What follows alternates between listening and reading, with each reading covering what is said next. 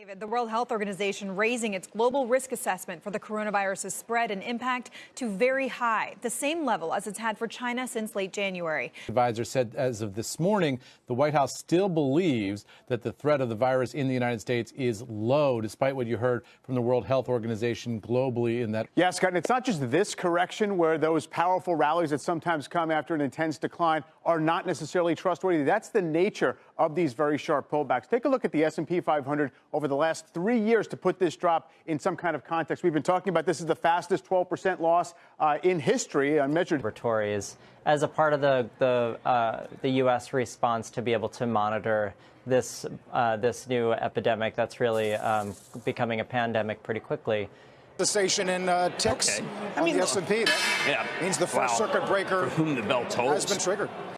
Federal Reserve cutting interest rates by 50 basis points, making a surprise announcement of a 50 basis point rate cut. The Federal Reserve saying the coronavirus poses an evolving risk to economic activity, though the fundamentals of the U.S. economy remain strong. The statement. The equities down and down hard. Thursday was the biggest drop since '87. Friday, the biggest pop since '08.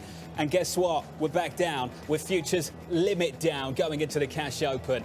In the equity market, we open up with the S&P 500 down around about 8%, and that is where we will pause now for around about 15 minutes. We'll open back up. Your next circuit breaker will be around about 13% lower. We're getting lower by more than 8%. Of course, that greater than the 7% level that triggers the level 1 circuit breaker. That means we will not trade again until 9:45. We will see if we can come off of those lows.